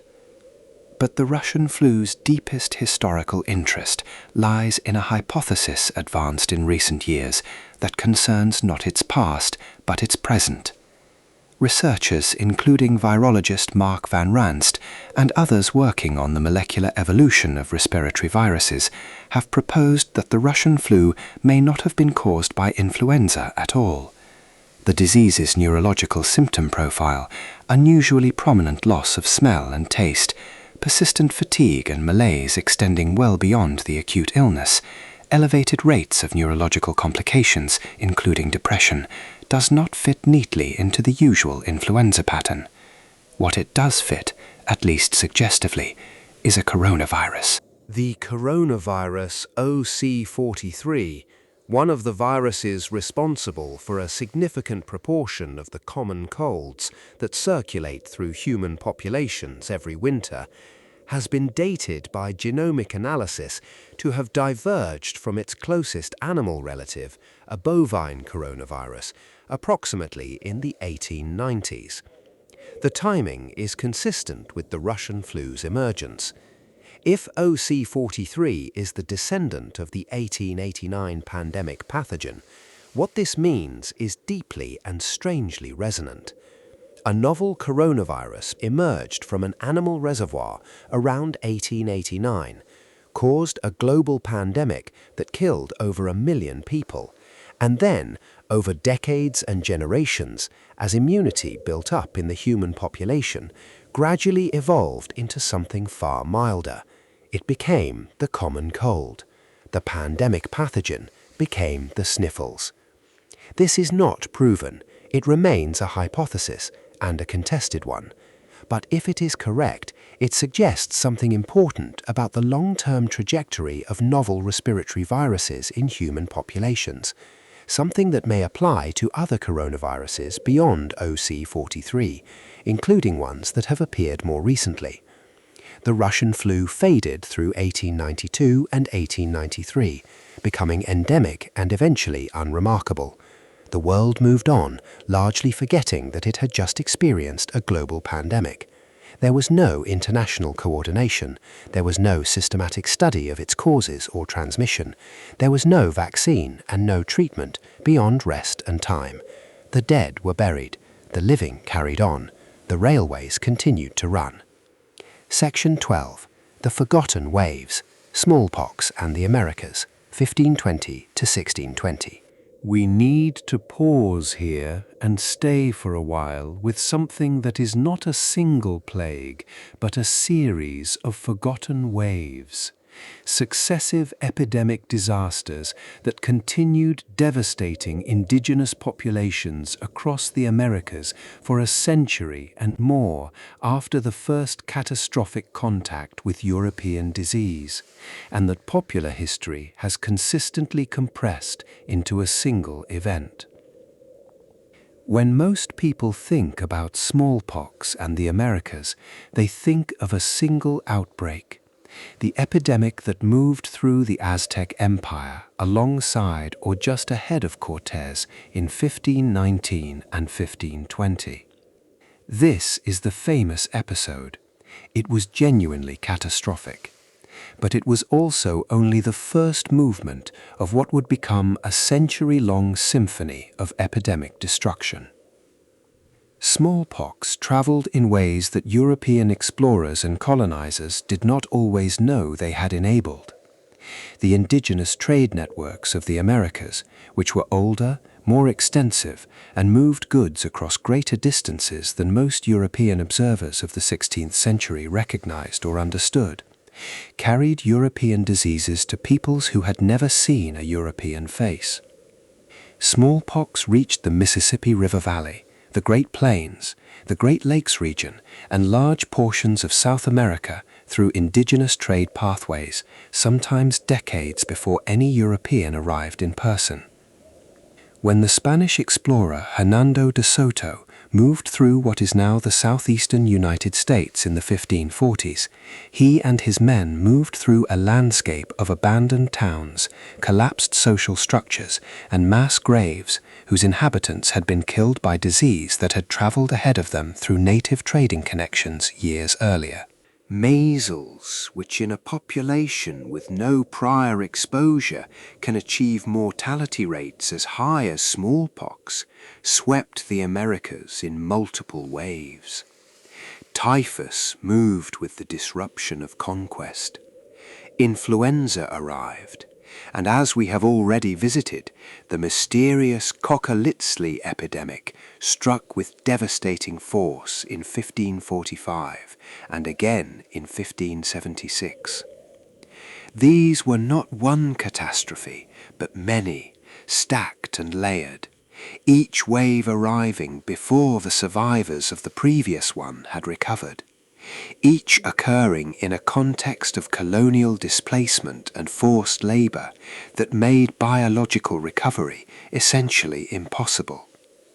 A person weakened by overwork in a silver mine, living on inadequate rations, separated from their community and traditional support systems, has a radically diminished capacity to survive an infectious challenge. This is not a biological observation only, it is a political one. The conditions that made the epidemic waves so deadly were conditions created by human choices and human systems of power. The spiritual and cultural dimensions of these successive epidemics were devastating in ways that complement and compound the biological devastation.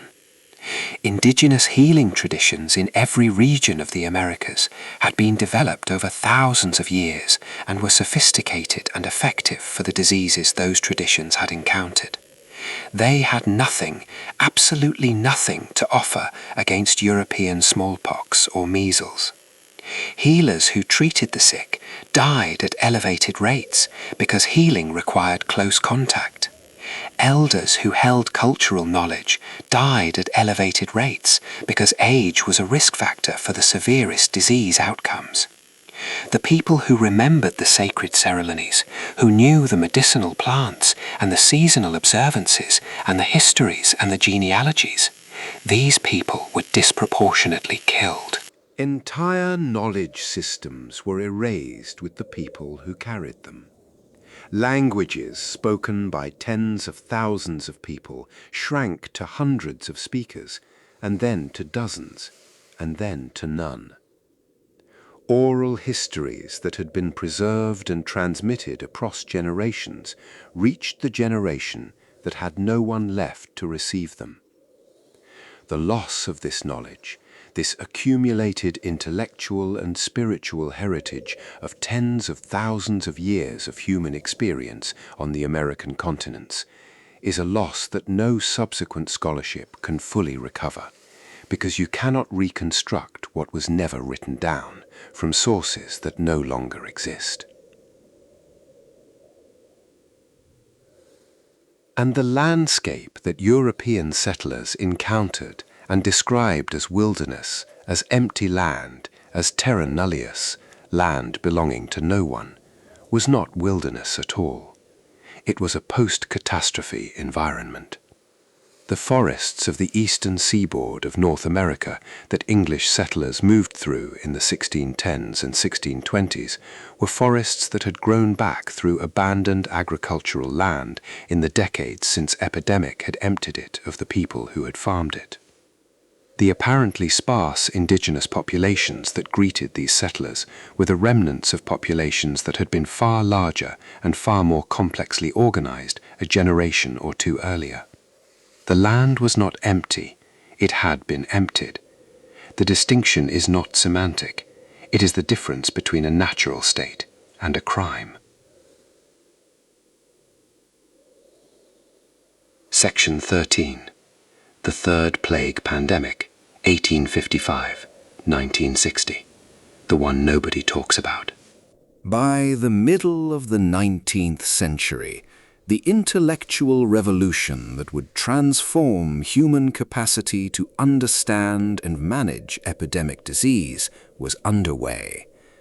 Germ theory was emerging from the work of Pasteur and Koch and dozens of other scientists working across Europe.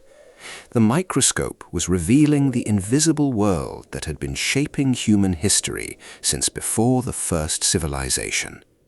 Medicine was becoming a science rather than an art.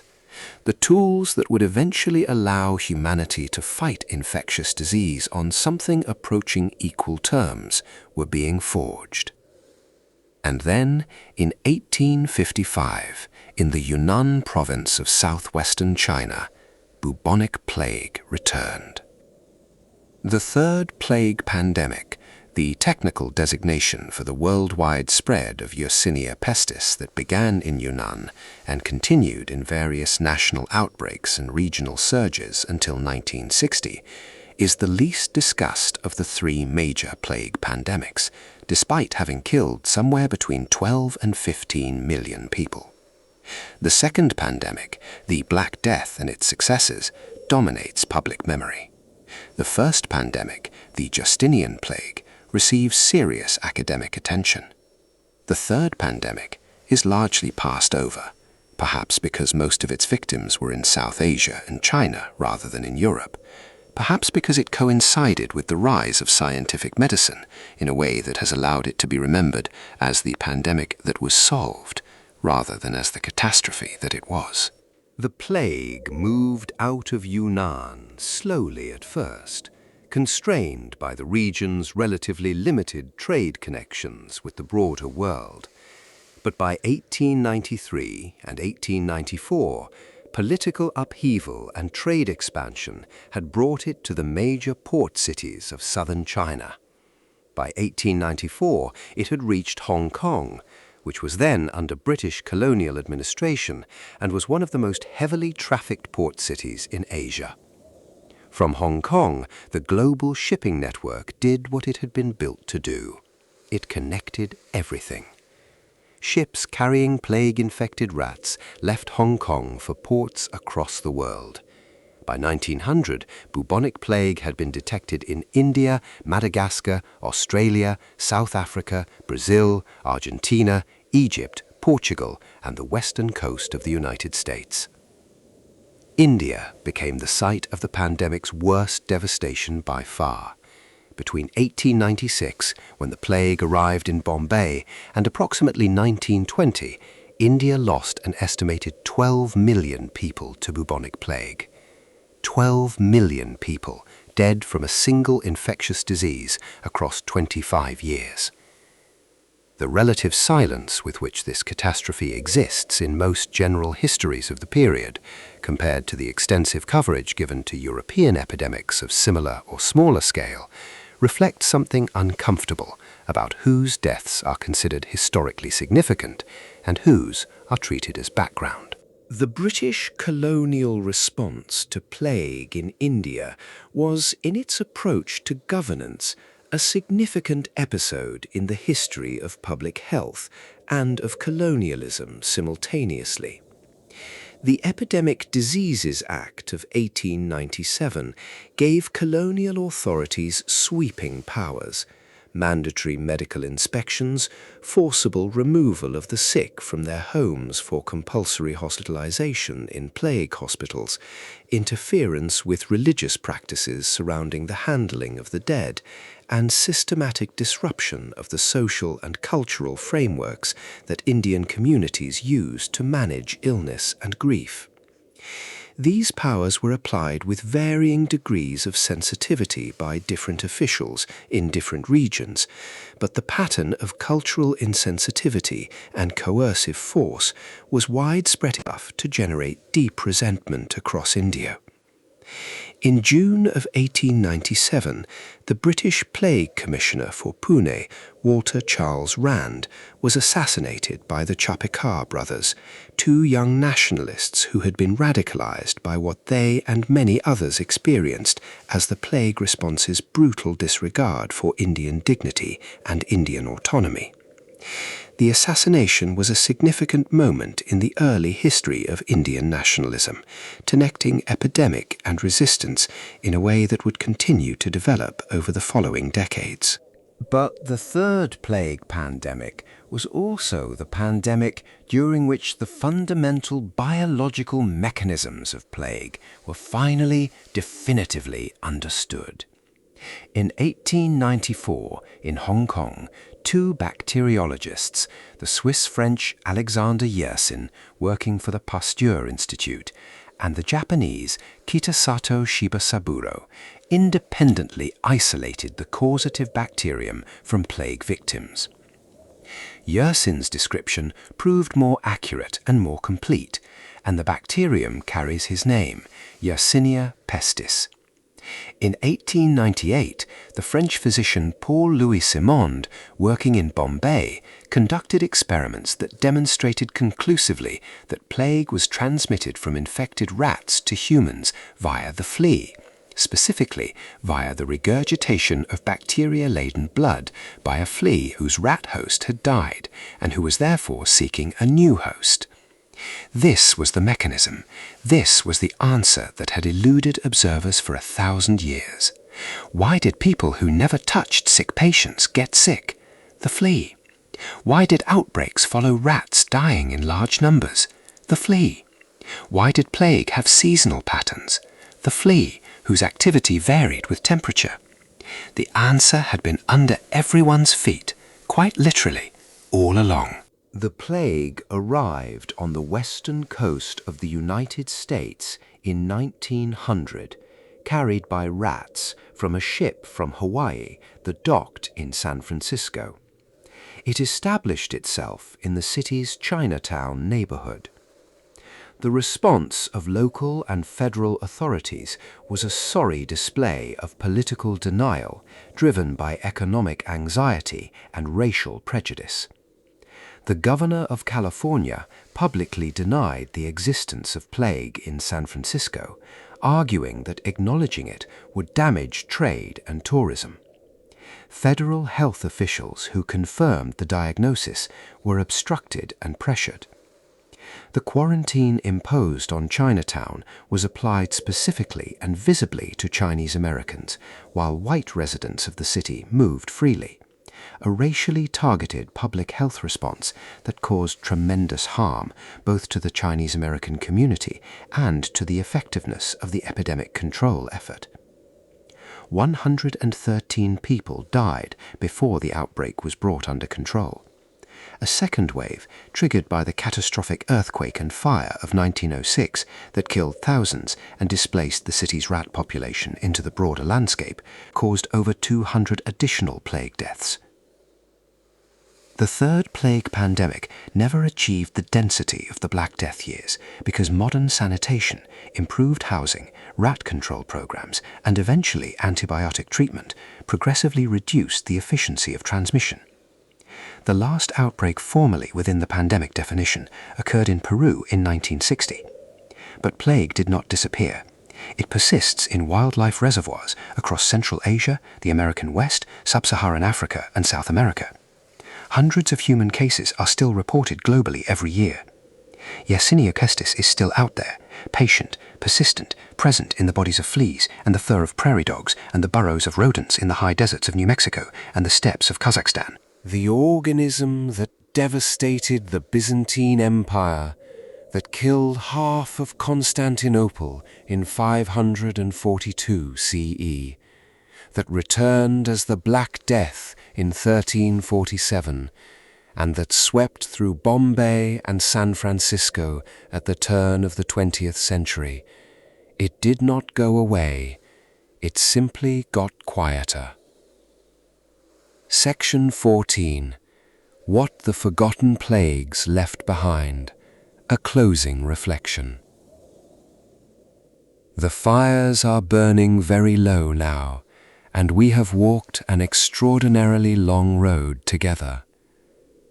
We have stood in the streets of ancient Athens and watched the most remarkable city of the ancient world begin to falter. We have moved through the Roman Empire and watched it crack, slowly and then less slowly, under the weight of invisible invaders that no legion could repel. We have sat with Cyprian in Carthage as he tried to construct meaning out of catastrophe, and watched in the process how catastrophe can, paradoxically, generate the conditions for new kinds of meaning to take hold. We have seen Justinian's extraordinary dream of reunification unmade, not by his enemies' armies, but by something that arrived on a grain ship, unseen and unannounced. We have heard the strange and agonizing sound of hundreds of people dancing involuntarily in Strasbourg, their feet bleeding, their hearts failing, dancing because their society had no other outlet for what it was carrying. We have watched the English sweating sickness kill within hours, return 5 times across 7 decades of Tudor history, and then vanish from the earth, leaving nothing behind to explain it. We have tried to find language adequate to the scale of what Coccolistli did to the peoples of central Mexico, knowing that no language really is. We have watched Marseille half empty itself and build a stone wall across the countryside, and watched a city and a region begin slowly to rebuild. We have watched Moscow turn on its archbishop in its grief and its rage. We have traced the Russian flu along the railways of the newly connected world, and sat for a moment with the strange possibility that its descendants are giving someone somewhere a runny nose tonight. We have walked through the successive waves of epidemic that emptied the Americas over a century of disease and displacement, and we have tried to understand, inadequately, inevitably, what was lost in that emptying. Not just the lives, but the languages, the knowledge, the centuries of accumulated human understanding that died with the people who held it. And we have followed the last great pandemic of the old plague lineage as it moved from Yunnan through Hong Kong and Bombay and San Francisco, and watched scientists finally identify the bacterium and the flea, finally beginning to build the understanding that would eventually become the ability to fight back. What do all of these forgotten plagues leave behind? They leave, first, a changed human biology. The selection pressures that major epidemics imposed on our ancestors are written into the human genome in ways we are only beginning to read. populations that survived the plague pandemics carry measurable differences in immune gene frequencies compared to populations that were less exposed. We are, in a very literal sense, biologically descended from survivors, from the people whose immune systems happen to respond slightly better, whose genetic variants happen to be slightly more protective. Our bodies carry the memory of plagues we have never experienced. They leave second a transformed political and religious landscape. The plague of Cyprian helped accelerate early Christianity. The plague of Justinian helped end the ancient world and create the conditions in which Islam could expand into a demographically weakened Mediterranean. The Black Death contributed to the dissolution of medieval feudal labor structures. The colonial epidemics in the Americas created the demographic conditions that made modern North and South America take their current shape. The plague response in colonial India radicalized a generation of nationalists on the path towards independence. These are not small or incidental consequences. They are among the most important structural changes in the history of civilization, and disease is threaded through all of them. They leave, third, a permanently altered understanding of mortality and its relationship to meaning. Every society that has lived through epidemic on a large scale has been forced to renegotiate its relationship with death. Thucydides noticed this in Athens. When death becomes democratically distributed, when it takes the virtuous and the wicked, the powerful and the powerless, the old and the young with no apparent discrimination, the frameworks that a society uses to make sense of mortality begin to fail. Religion has historically stepped into this space.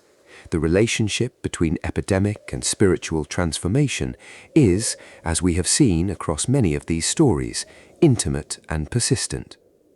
They leave, fourth, the advances in medicine and public health that were purchased at enormous and agonizing cost from the catastrophes that made them necessary. Germ theory, quarantine law, the discovery of Yersinia pestis, the development of antibiotic treatment, the international health agreements that eventually became the World Health Organization. Every major advance in humanity's collective capacity to manage infectious disease traces its genealogy, at least in part, to lessons extracted from epidemic catastrophe. The progress was real, the cost was real. Neither fact cancels the other. And they leave, fifth, a memory that keeps fading. Generation by generation, the living memory of epidemic passes out of experience and into history, and from history into footnote, and from footnote into silence. The children of plague survivors know the fear in their bodies. Their grandchildren know the story. Their great-grandchildren know a fact. Their great-great-grandchildren know nothing.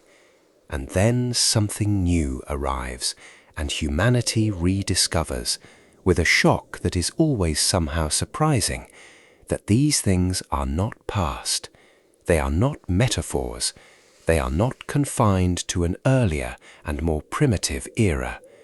The invisible world that has been shaping human history since before we had language to describe it is still present, still active, still patient.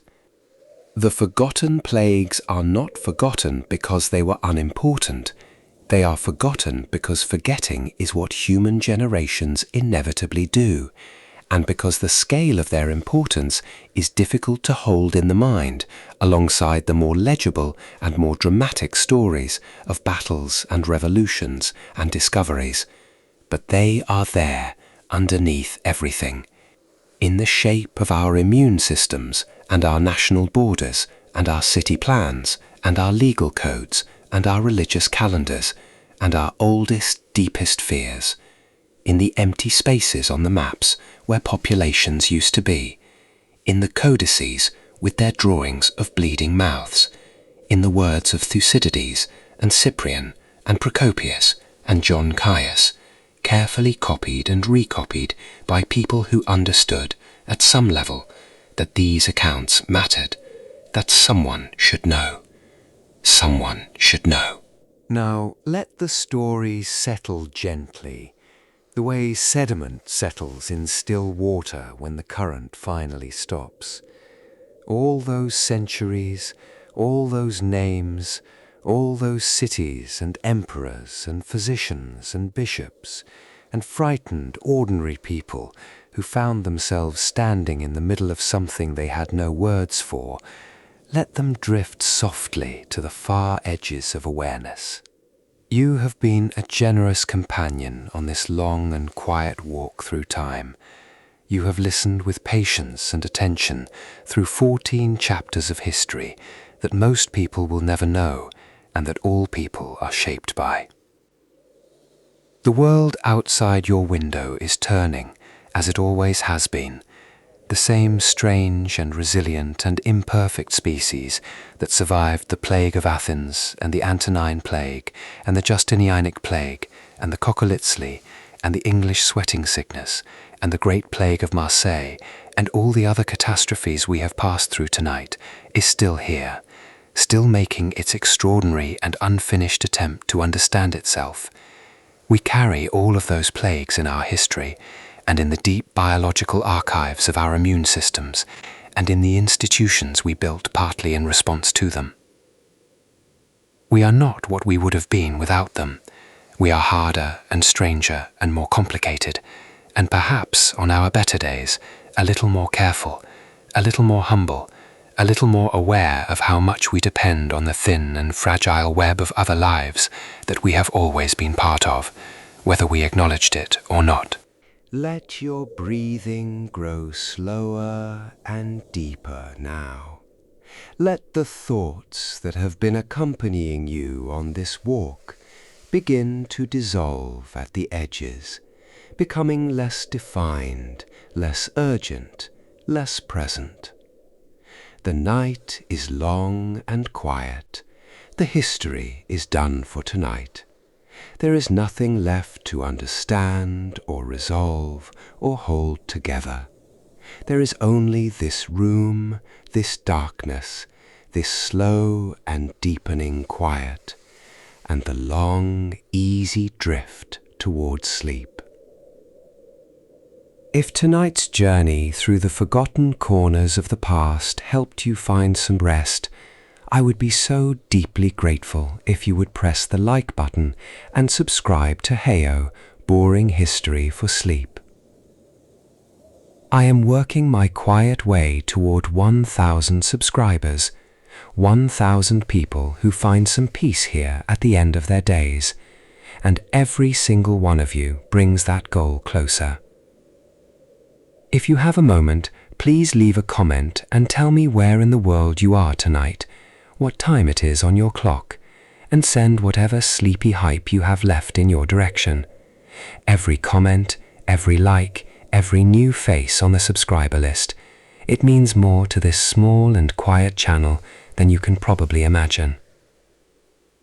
Thank you for being here. Thank you for listening all the way to the end. The plagues are history. The night is long, and everything, for now, is beautifully, peacefully still.